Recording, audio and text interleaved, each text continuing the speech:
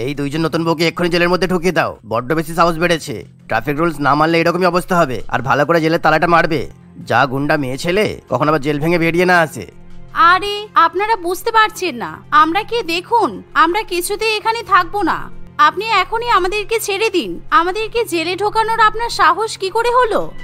শুনুন, আইনে কোথাও লেখা নেই যে আপনারা এরকম দুজন নতুন বউকে জেলে ঢুকিয়ে দেবেন। একবার আমি জেল থেকে বেরোই, তারপর আপনাদের সব কটার নামে আমি কেস করে দেব। কোথায় শ্বশুর বাড়ি যাবো বলে বেরিয়েছিলাম, এখন দেখছি মামার বাড়ি চলে এসেছি। এভাবেই মিলি এবং অন্তরা পুলিশদের গালমন্দ করতে থাকলে পুলিশরা তাদের কোনো কথাতেই পাত্তা দেয় না। এমন সময় মিলি এবং অন্তরাকে দেখে এক মহিলা কয়েদি বলে, এই মেয়ে, তোমরা বিয়ে করেই একেবারে সোজা শ্বশুর বাড়িতে না গিয়ে জেলে চলে এসেছো। তা কি এমন কাজ করলে শুনি যে আজকে তোমাদের দুজনের এরকম অবস্থা হলো? এই শুনে অন্তরা এবং মিলি আসল ঘটনা বলতে শুরু করে। আসলে রাজেশ বাবু তার দুই মেয়ে অন্তরা এবং মিলির একই বাড়িতে বিয়ে ঠিক করে, কিন্তু বিয়ের দিন অন্তরা এবং মিলি ঠিক করে তারা গাড়িতে নয় বরং বাইকে করে শ্বশুর বাড়িতে যাবে। কারণ তাদের দুই বোনেরই বাইক ছিল আর তারা খুব ভালো বাইক চালাতে পারত। দেখো বাবা মা, আমরা কিন্তু তোমাদের কথা শুনে তোমাদের পছন্দের ছেলেকেই বিয়ে করেছি। তোমরা যা বলেছো তাই মেনে নিয়েছি, কিন্তু এখন আমরা বাইক চালিয়ে শো অফ করে শ্বশুর বাড়িতে যাব। আমরা ওরকম টিপিক্যাল মেয়েদের মতো গাড়িতে করে নতুন বউ সেজে শ্বশুর বাড়িতে যেতে পারবো না। হ্যাঁ দিদি একদম ঠিক বলছে, আমরা দুজনেই বাইকার গার্ল, তাই আমরা শ্বশুর বাড়িতে বাইকে চেপেই যাব। আর যদি তোমরা আমাদের এভাবে শ্বশুর বাড়িতে যেতে না দিতে চাও তাহলে ঠিক আছে, কোনো ব্যাপার নয়, আমরা শ্বশুর বাড়িতেই যাব না। অন্তরা এবং মিলি দুই বোন এরকম ভাবে জেদ করতে থাকলে অবশেষে রাজেশ বাবু তার দুই মেয়েকে বাইকে করে শ্বশুর বাড়িতে যাওয়ার অনুমতি দিয়ে দেয়। কিন্তু তাদের বাবা মা মনে মনে খুবই দুশ্চিন্তায় পড়ে। তারা কিছুতেই দুই মেয়ের এরকম আবদারের কথা মেয়ের শ্বশুর বাড়ির লোকজনের সামনে বলতে পারে না, তাই শেষ পর্যন্ত তারা মিথ্যা কথার আশ্রয় নেয়। আসলে আমার মেয়ে দুটোর খুব শরীর খারাপ করছে, তাই ওরা বলছে আপনারা আগে চলে যান, তারপরে গাড়ি করে ওরা দুজনে রওনা হবে। আসলে বুঝতেই তো পারছেন, দুই মেয়ের একসঙ্গে বিয়ে হয়েছে তো খুব হ্যাপা। আপনারা বাড়িতে গিয়ে না হয় দুই বৌমার গৃহপ্রবেশের আয়োজন করুন, আমরা কিছুক্ষণ পর দুই মেয়েকে শ্বশুর বাড়িতে পাঠিয়ে দেব। হ্যাঁ হ্যাঁ, সেই বরং ভালো হবে। এমনিতেও আমাদের দুইজন বৌমার গৃহপ্রবেশের আয়োজন করতে হবে। আপনারা ঠিক কথাই বলেছেন। ঠিক আছে, সময় মতো কিন্তু বৌমাদের বাড়িতে পাঠিয়ে দেবেন। আমরা তাহলে আসি, কেমন? এই বলে সৃজন বাবু তার পরিবারকে নিয়ে সেখান থেকে চলে যায়, যা দেখে অন্তরা এবং মিলি দুজনেই খুবই খুশি হয়। তারা তখনই সেই বিয়ের লেহেঙ্গা পরে বাইকে উঠে শ্বশুরবাড়ির দিকে রওনা দেয়। কিন্তু বিয়ের সাজগোজ করার জন্য তারা কিছুতেই হেলমেট পরে না। কিন্তু মাঝ রাস্তায় যাওয়ার পরেই অন্তরা এবং মিলির হেলমেট না থাকায় তাদেরকে পুলিশ দাঁড়াতে বলে। আরে দাঁড়ান দাঁড়ান, আপনাদের সাহস তো কম নয়, পুলিশের সামনে দিয়ে হেলমেট না পরে চলে যাচ্ছেন কি করে? এই যে দাঁড়ান বলছি, আপনাদের 1000 টাকা করে ফাইন লাগবে। শখ কম না, দেখে তো মনে হচ্ছে বিয়ের কোণে আবার বাইক চালাচ্ছে। এই দিদি দেখ, আমরা হেলমেট পরতে ভুলে গেছি বলে মনে হয় পুলিশে আমাদের ধরার চেষ্টা করছে। ধরলেই তো টাকা ফাইন নেবে, তার উপর এখন আমাদের কাছে কোনো টাকা নেই।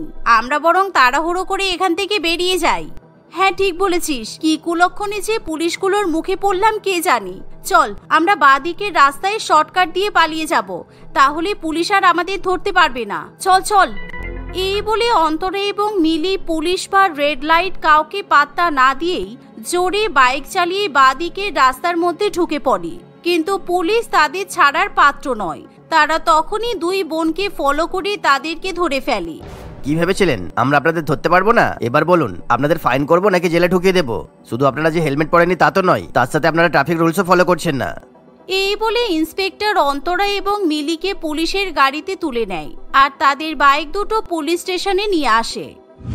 জেলে যাওয়ার পর তাদের মুখে এরকম ঘটনা শুনে জেলের অন্যান্য মহিলা কয়েদিরা ভীষণ পরিমাণে হাসাহাসি করে। এখানে বেশিরভাগ সবাই ডাকাতি করে জেলে এসেছে, আর তোরা কিনা বাইকে করে শ্বশুর বাড়িতে যেতে গিয়ে জেলে চলে এসেছিস। হাই রে, এরকম ঘটনা আমরা তো জীবনে কখনো শুনিনি। এতে হাসাহাসি করার কিছু নেই, একবারে জেল থেকে বেরোই, তারপর পুলিশটাকে দেখিয়ে দেব আমরা কার মেয়ে আর আমরা কি কি করতে পারি। এই যে শুনছেন, আমরা জেল থেকে বেরোলে কিন্তু আপনাদের সব কটাকে জেলে ঢুকিয়ে দেব। আগে আপনারা বের হন, তারপর দেখা যাবে। এমনিতেও পুলিশদের হুমকি দেওয়ার জন্য আপনাদেরকে বিকেলবেলার আগেই কোর্টে তোলা হবে, তারপর দেখুন কয় মাস আপনাদের জেলে থাকতে হয়। এমন সময় অন্তরা এবং মিলি বুঝে উঠতে পারে না তারা কি করবে, কারণ তাদের কাছে ফাইন দেওয়ার মতো সেই মুহূর্তে কোনো টাকা থাকে না। এভাবে দেখতে দেখতে প্রায় 4-5 ঘন্টা কেটে যাওয়ার পর অন্তরা এবং মিলি শ্বশুরবাড়ির লোকেরা খুবই দুশ্চিন্তায় পড়ে। নতুন দুই বৌমা তখনও পর্যন্ত বাড়িতে পৌঁছায় না বলে সৃজনবাবু কবিতা দেবীকে ফোন করে। আপনারা বললেন বৌমাদের নাকি কয়েক ঘন্টার মধ্যেই পাঠিয়ে দেবেন, কিন্তু কই, আমার দুই বৌমা তো এখনো বাড়িতে এসে পৌঁছালো না। এদিকে আমরা গৃহপ্রবেশের সমস্ত আয়োজন করে বসে আছি, আপনার দুই বৌমা কোথায় গেল? সে কি, আমার দুই মেয়ে তো শ্বশুর বাড়িতে যাওয়ার জন্য অনেকক্ষণ আগেই বেরিয়ে গেছে। একটু দাঁড়ান, আমি এখনই ওদেরকে ফোন করে দেখছি কোথায় গেল। এই বলে কবিতা দেবী অন্তরাকে ফোন করতে গিয়ে দেখে তারা দুই বোনে নিজেদের ফোন বাড়িতেই ফেলে রেখে চলে গেছে। যা দেখে কবিতা দেবী তখনই কান্নাকাটি করতে শুরু করে দেয়। ওগো, আমার মেয়েরা কোথায় গেল? এখন আমার মেয়েদেরকে কোথায় খুঁজবো? চলো, এখনই চলো আমার সঙ্গে পুলিশ স্টেশনে চলো। পুলিশ হয়তো আমাদের মেয়েকে খুঁজে বার করতে পারবে।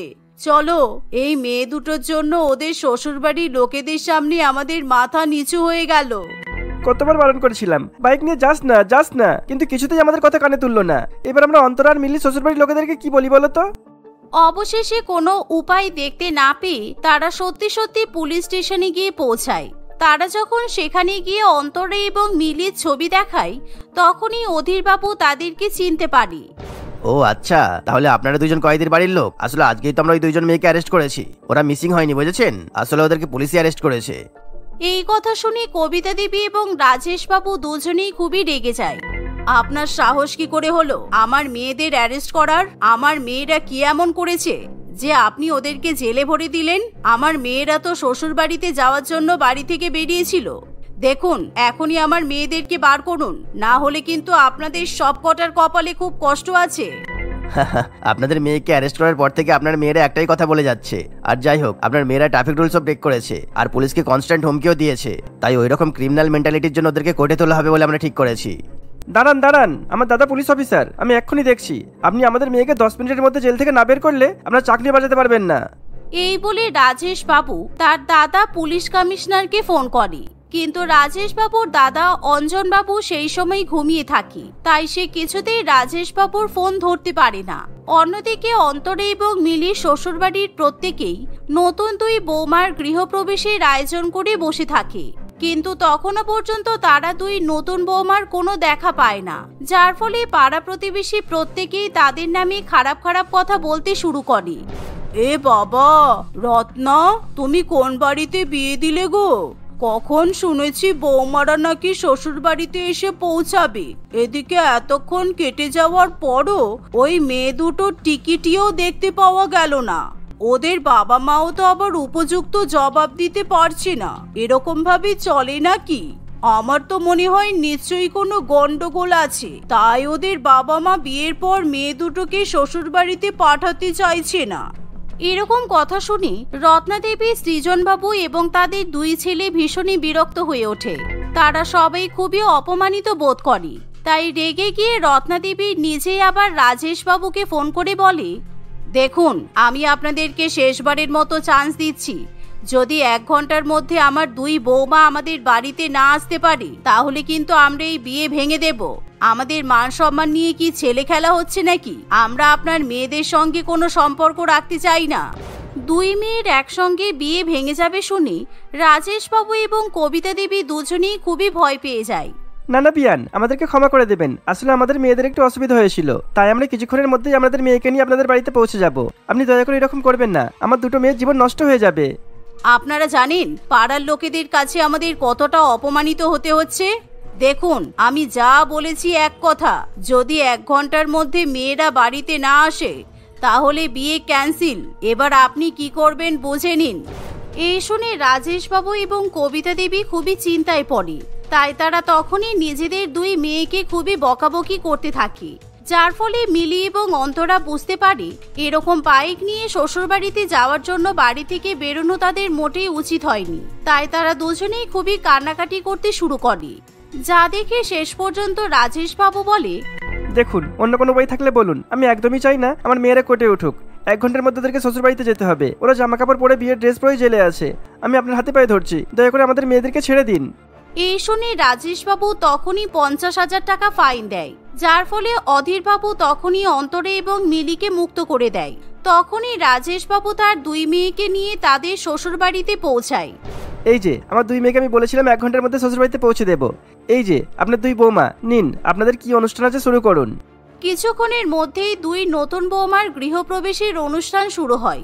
ঠিক এমন সময় সেখানে অধীরবাবু এসে হাজির হয়।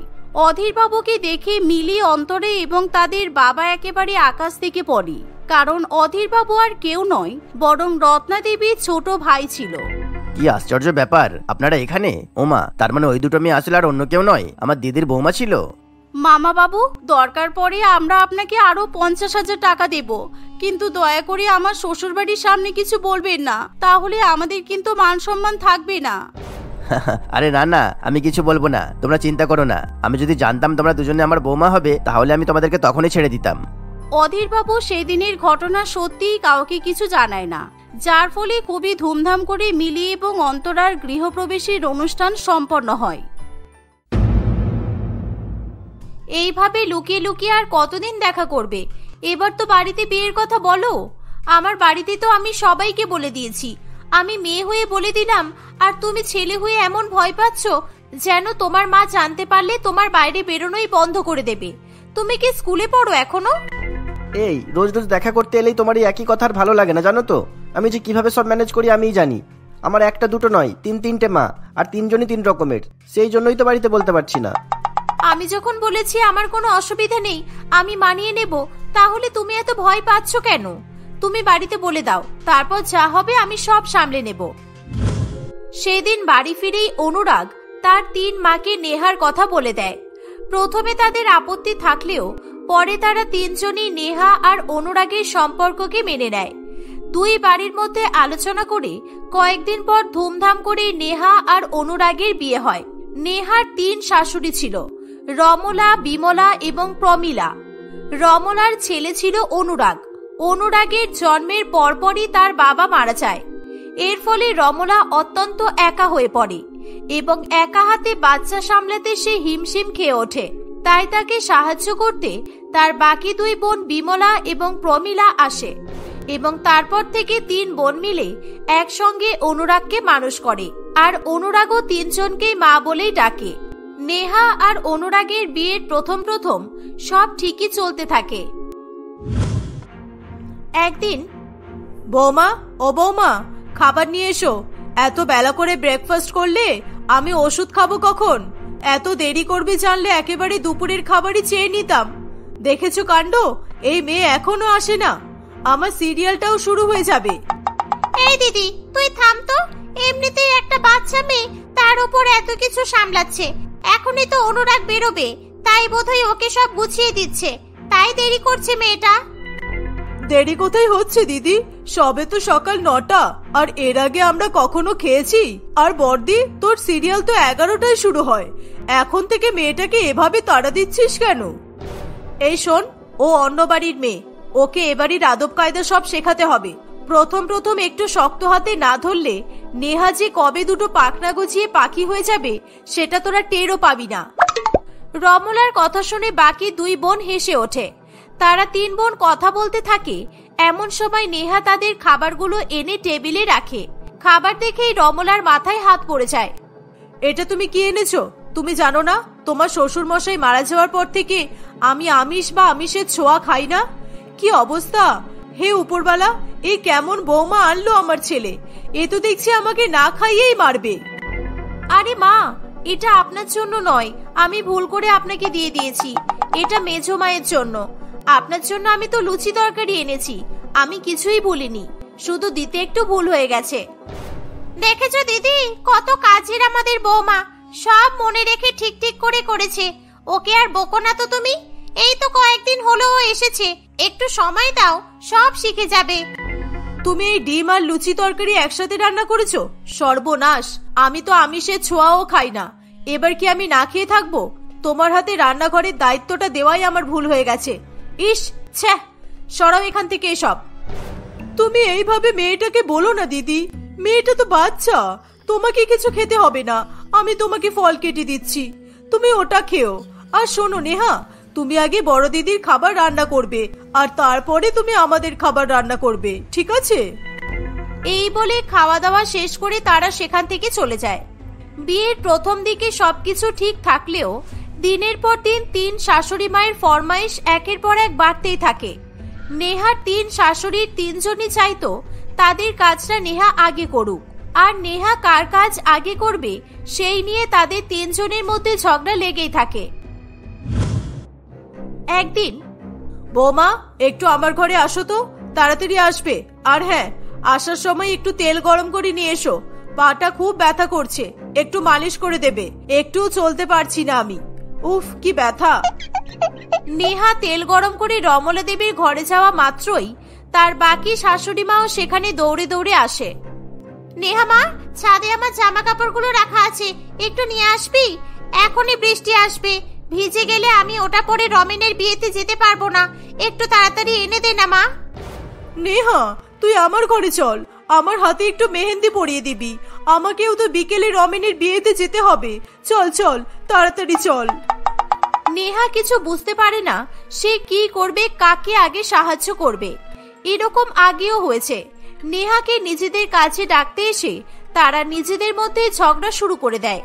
তাই এবারও নেহা চুপ করেই ছিল, কারণ সে জানতো এবারও তার তিন শাশুড়ি ঝগড়া করতে করতে নেহাকে দিয়ে কাজ করানোর কথা ভুলে যাবে। দেখুন মায়েরা, আমি সবার কাজ করে দিতে রাজি, কিন্তু আপনাদেরকে নিজেদের মধ্যে ঠিক করে নিতে হবে আমি কার কাজ আগে করব। যতই হোক আপনারা আমার গুরুজন, আর তিনজনেই আমার শাশুড়ি মা।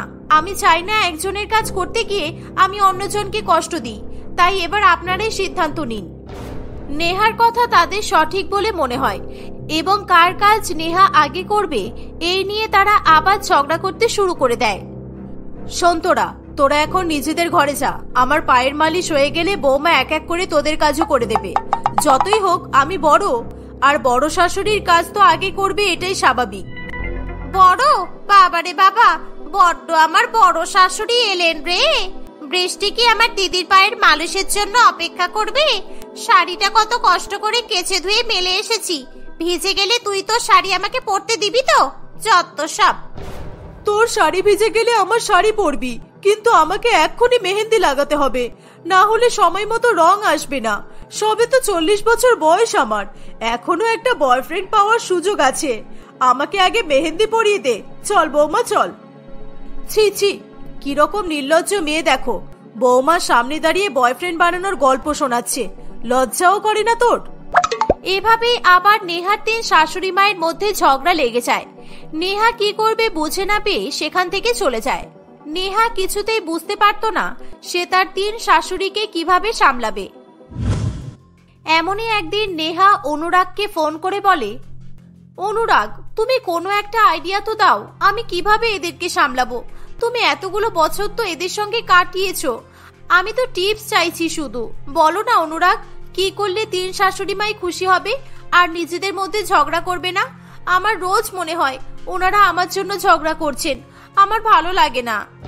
তুমি চিন্তা করো না নেহা, আমি যেভাবে এটা শান্ত করার উপায় পেয়ে গিয়েছিলাম ঠিক তুমিও পেয়ে যাবে, ধৈর্য ধরো। তুমি এই নিয়ে বেশি ভেবো না, এখন ঘুমিয়ে পড়ো, কেননা সকালে ঘুম থেকে উঠে তো তোমার আবার মিশন তিন শাশুড়ি শুরু হবে। কিন্তু তুমি তাও আমাকে বলো, তোমার সাথে এরা কিভাবে এত শান্তভাবে থাকে, কথা বলে? আমার সাথে এমন তো করে না। আমি কখনো কখনো কাজ করতে করতে হাঁপিয়ে যাই, কিন্তু ওনারা অর্ডার করতে করতে কখনোই হাঁপায় না। আমি বুঝতেই পারি না কিভাবে সব ম্যানেজ করব। তুমি বলো, তুমি কি করেছিলে বলো না। আরে বাবা, আমি ইচ্ছা করে কিচ্ছু করিনি। কয়েক বছর আগে আমি মাদের দিয়ে কাজ করতে গিয়ে খুব কনফিউজ হয়ে যাচ্ছিলাম, তখন কোন কাজটা আগে করবো আর কোনটা পরে করবে কিছুই বুঝতে পারছিলাম না। তাই আমি তাড়াহুড়ো করে ছাদে যাচ্ছিলাম আর তখনই সিঁড়ি থেকে পড়ে যাই, তখন আমার অনেক চোট লাগে। তারপরে এরা সব শান্ত হয়ে যায়। তুমি আবার এসব করতে যেও না জানো, এবার ঘুমিয়ে পড়ো। এই বলে অনুরাগ ফোন রেখে দেয়, কিন্তু সে সারা রাত ধরে ভাবতে থাকে কিভাবে তার তিন শাশুড়িকে মিলমিশ করিয়ে রাখা যায়। এরকম প্রত্যেক দিনের ঝগড়া তার আর ভালো লাগতো না। ভাবতে ভাবতে সে ঘুমিয়ে পড়ে। পরের দিন সকালবেলা। বৌমা, একটু আমার ঘরের পাখাটা মুছে দাও তো। একটু ঠিক করে হাওয়া গায়েই লাগছে না, মনে হয় ধুলো জমেছে। একটু মুছে দাও, এই গরমে আর থাকা যাচ্ছে না। এই কথা শুনে বিমলা দেবীও সেখানে চলে আসে আর বলে, আমার সাথে আমার ঘরে এসে তো বৌমা, আলমারিটার কি অবস্থা হয়েছে। এই বাড়িতে তো আর কারো সাহায্য পাওয়া যায় না, তাই তোমাকেই ডাকতে এলাম। চলো তো বৌমা, এসো এসো। সারা বিছানা জুড়ে জিনিসপত্র অগোছালো হয়ে পড়ে আছে, তুমি এসে না গোছালে শুতে বসতে পারবো না। তখনই প্রায় হাঁপাতে হাঁপাতে প্রমিলা দেবী এসে বলে, বৌমা শিগগিরই চলো, এক ফোঁটাও সময় নষ্ট করা যাবে না। চলো চলো, তাড়াতাড়ি করো। কিন্তু কোথায় যাব? এত তাড়াহুড়ো করছেন কেন? কি হয়েছে? আমার চুলে একটু হেনা লাগিয়ে দেবে চলো। আমার একটা দুটো পাকা চুল দেখা যাচ্ছে, এভাবে আমি রাস্তায় বেরোতে পারবো না। চলো বৌমা চলো। এভাবেই তারা নিজেদের কাজের জন্য নেহাকে ডাকতে থাকে, আর আবার তারা নিজেদের মধ্যে এই নিয়ে ঝামেলা শুরু করে দেয়। ও আমার ছেলের বউ, আমি যা বলবো সেটাই আগে করবে, তোদের কাজ পরে করবে। ও, এ তোর একা ছেলের বউ কবে থেকে হলো? আর বিয়েতে সবচেয়ে দামি উপহার একে আমি দিয়েছি, তাই এ সবার আগে আমার কাজ করবে। ওদের বিয়েতে সবচেয়ে বেশি টাকার উপহার আমি দিয়েছি, ও আমার কাজ করবে, তাই না নেহা মা? নেহা খুব রেগে গিয়ে চিৎকার করতে থাকে। তার চিৎকার শুনে সবাই শান্ত হয়ে যায়। তারা নেহাকে এরকম আচরণ করতে আগে কখনোই দেখেনি। যে আগে বলেছে আমি তার কাজ আগে করব, আগে বড় শাশুড়ি মা বলেছেন, তাই আমি এনার কাজ আগে করব, আপনারা অপেক্ষা করুন। এই বলে নেহা পাখা পরিষ্কার করার জন্য টুলে উঠতে চায়, আর তখনই সে পা পিছলে পড়ে যায়। কিন্তু তখনও তার শাশুড়িদের টনক নড়ে না। তারা নেহাকে তাড়াতাড়ি উঠে কাজ করতে বলে। নেহা উঠে দাঁড়ানোর চেষ্টা করতে গেলে আবার পড়ে যায়। এই দেখে তার 3 শাশুড়ি মা খুব ভয় পেয়ে যায় এবং সঙ্গে সঙ্গে বাড়িতে ডাক্তার ডাকে। কি হয়েছে ডাক্তার বাবু? এই দাঁড়াতে পারছে না কেন? পাটা ঠিক আছে তো? আমার বৌমা আবার চলতে পারবে তো? না, পা ঠিক নেই, পড়ে গিয়ে ওনার পায়ের হাড়ে ক্র্যাক ধরেছে। ওনাকে এখন অনেক সাবধানে থাকতে হবে, আর পুরো 2 মাস রেস্ট নিতে হবে। হাঁটা চলা একদম বন্ধ। এগুলো মানতে পারলে তবে উনি আবার হাঁটতে পারবেন। কিন্তু ডাক্তার বাবু, বাড়ির এত কাজ কে করবে? আমি না করতে পারলে তো হবে না। আপনি অন্য কোনো উপায় বলুন। দরকার হলে আমি হুইল চেয়ারে বসে বসে সব কাজ করব, কিন্তু আমার 3 শাশুড়ির সব আদেশ আমাকে মানতেই হবে, না হলে এনারা একে অপরের সঙ্গে সাপ বেজির মতো লড়াই করতে থাকবেন। নেহার কথা শুনে তার 3 শাশুড়ি অত্যন্ত লজ্জিত বোধ করে। তারা বুঝতে পারে তারা একটা মেয়ের উপর কিভাবে নিজেদের সমস্ত দায়িত্ব চাপিয়ে দিয়েছিল। তারা একের পর এক সবাই নেহার কাছে ক্ষমা চায়। বৌমা, আমাকে ক্ষমা করে দাও। আমি না বুঝেই তোমাকে নিজেদের রেশারেশির মধ্যে টেনে এনেছি। আমাদের ভুল হয়ে গেছে। হ্যাঁ বৌমা, দিদি ঠিক বলেছে। আমরা তোমার কথা না ভেবে শুধু নিজেদের কথা ভেবে তোমাকে এত খাটিয়েছি। আমরা খুবই লজ্জিত। 2 দিদি তো আমার মনের কথাই বলে দিল। আমরা একের পর এক তোমাকে দিয়ে কত কাজ করিয়ে গেছি, আর তুমি করেও গেছো, কখনো মানা করনি। তাই আমরা তোমার কথা না ভেবে শুধু নিজেদের মধ্যে চুলোচুলি করেছি। আমাদেরকে ক্ষমা করে দিও বৌমা, আজ থেকে আর এরকম হবে না। এই বলে তারা সেখান থেকে চলে যায়। নেহা মনে মনে খুবই খুশি হয়। সে খুশি হয়ে অনুরাগকে ফোন করে। অনুরাগ, তোমার আইডিয়াটা কাজ করে গেছে, শুধু তফাৎ একটাই, আমি পড়ে যাওয়ার অভিনয় করতে গিয়ে সত্যিই পড়ে গিয়ে পায়ের হাড় ভেঙে ফেলেছি। তবে যাই হোক, এতে করে আমার শাশুড়ি মায়েরা অন্তত নিজেদের ভুল বুঝতে পেরেছেন, এটাই অনেক। থ্যাংক ইউ অনুরাগ। এই বলে নেহা ফোন রেখে দেয়। আগামী 2 মাস পর্যন্ত তাকে একটুও জল নিয়ে খেতে হয়নি। নেহার 3 শাশুড়ি মা দিনরাত অক্লান্তভাবে তার সেবা করে তাকে সুস্থ করে তোলে। এখন নেহা ঠিকভাবে দাঁড়াতেও পারে, আবার হাঁটতেও পারে। তার 3 শাশুড়ি মা আর কখনোই তাকে আগের মতো কাজ করিয়ে বিব্রত করে না। এভাবেই তারা আগামী দিনগুলো খুশিতে কাটাতে থাকে।